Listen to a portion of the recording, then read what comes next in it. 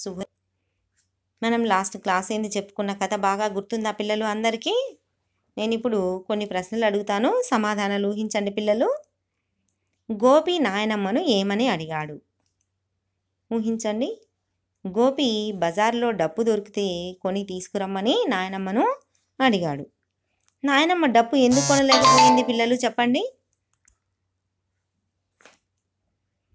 డప్పు ధర 20 రూపాయలు కాబట్టి 22 రూపాయలు కాబట్టి నాయనమ్మ దగ్గర 15 రూపాయలే ఉన్నాయి. 15 అంటే 15, 15 రూపీస్ కాబట్టి ఇంకా 7 రూపీస్ కావాలి కదా, అందుకని నానమ్మ డప్పు కొనలేకపోయింది. సరే, ఇంకా గోపి ముసలమ్మకు పొయ్యి వెలిగించడానికి కట్టెలు లేవు. ఆమె కట్టెలు లేక రొట్టెలు చేసుకోలేకుండా ఉందన్నమాట. అందుకని తన దగ్గర ఉన్న కర్ర చక్రంతో పొయ్యి వెలిగించమని చక్రాన్ని ఇచ్చాడనమాట. తర్వాత చూడండి పిల్లలు, రొట్టెకు బదులుగా మట్టి పాత్ర ఇస్తూ సరిత వాళ్ళ అమ్మ గోపితో ఏమన్నది? ఫస్ట్ ఏం చేశాడు గోపి? తన కర్ర చక్రాన్ని ఎవరికి ఇచ్చాడు? ఒక ముసలమ్మకి ఇచ్చాడు. ఆమె ఏమిచ్చింది పిల్లలు? ముసలమ్మ రొట్టె ఇచ్చింది. ఆ రొట్టె తీసుకెళ్ళి ఎవరికి ఇచ్చాడు? ఒక అమ్మాయి ఏడుస్తూ ఉంటే ఆ అమ్మాయికి ఇచ్చాడనమాట. అప్పుడు ఆమె ఏమిచ్చింది? నా బిడ్డ ఆకలి తీర్చావు కాబట్టి నీకు ఇవ్వడానికి నా దగ్గర మట్టి పాత్ర తప్ప ఏమీ లేదంటూ మట్టి పాత్రను ఇచ్చిందనమాట. తర్వాత ఇంకా ఎవరెవరికి ఏమేమి ఇచ్చాడు పిల్లలు గోపి? ఇంకా ఎవరికి ఇచ్చాడు? తర్వాత మట్టి పాత్రను తీసుకెళ్ళి బట్టలు ఉతికే వారికి ఇచ్చాడనమాట.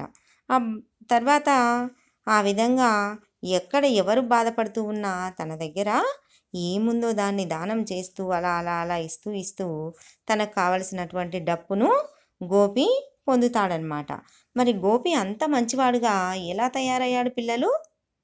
గోపి వాళ్ళ అమ్మా నాన్న లేకపోయినా వాళ్ళ నానమ్మ చాలా మంచివాడిగా పెంచిందనమాట.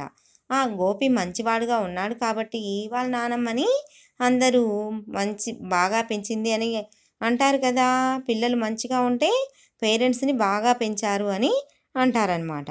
అట్లా ఆ విధంగా మరి మనం కూడా మంచి వాళ్ళుగా అనిపించుకోవాలంటే, మిమ్మల్ని కూడా మరి మంచి వాళ్ళు అట్లా అనిపించుకోవాలంటే ఏ లక్షణాలు ఉండాలి, గోపికి ఏ లక్షణాలు ఉన్నాయి అన్నవి మనం మళ్ళీ ఒకసారి గుర్తు చేసుకుందాం పిల్లలు. గోపి మనసు ఎలాంటిది పిల్లలు చెప్పండి? గోపి చాలా మంచి మనసు కలవాడనమాట. చాలా మంచి పిల్లవాడు. ముసలివారికి సహాయం చేయాలనేటటువంటి మంచి లక్షణం కలవాడు. ఇంకా చెప్పండి పిల్లలు, గోపి గురించి ఊహించండి, ఒకసారి గుర్తు తెచ్చుకోండి. చిన్న పిల్లలంటే గోపికి చాలా ఇష్టం. వారు ఏడిస్తే కూడా గోపి చూడలేడు. ఇంకా ఆపదలో ఉన్న వాళ్ళను ఆదుకోవాలనే బుద్ధి కలవాడు. తన జాలి గుణం కలవాడు. అవసరాల్లో ఉన్నవారికి బాగా సహాయపడేటటువంటి గుణం కలవాడు గోపి. మరి మిమ్మల్ని కూడా అందరూ మంచివాళ్ళు అని పొగడాలంటే ఏం చేయాలి? ఎలా ఉండాలి? అందరూ మనల్ని మంచివాడుగా పొగడాలంటే ఈ క్రింది మంచి గుణాలు ఉండాలి. చూడండి పిల్లలు,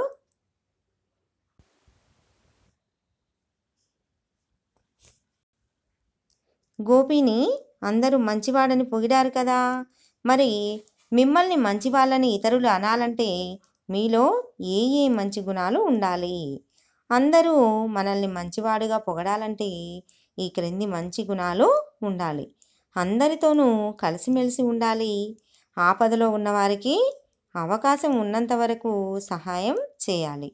ఎవరితోనూ గొడవ పడకూడదు. థర్డ్ పాయింట్ చూడండి పిల్లలు, కోపము తెచ్చుకోకూడదు. ప్రతి వారితోనూ నవ్వుతూ మాట్లాడాలి. ఊరికూరికినే విసుగుపడుతూ కోపంగా అలా పెద్దవారిని ఎదిరించినట్టుగా అలా మాట్లాడకూడదనమాట. ప్రతి వారితోనూ వినయంగా నవ్వుతూ మాట్లాడాలి. ఎవరిని అనవసరంగా నిందించకూడదు. ఎవరిని అనవసరంగా తప్పు పట్టకూడదు. ఇలాంటి మంచి లక్షణాలను పెంపొందించుకుంటే అందరూ మనల్ని కూడా మంచి వాళ్ళు అని అంటారనమాట. ఓకేనా పిల్లలు? ఈ ప్రశ్నకు సమాధానాన్ని అక్షరదోషాలు లేకుండా వాట్సాప్లో సెండ్ చేయండి పిల్లలు. గుండ్రని అక్షరాలతో రాసి పంపించండి.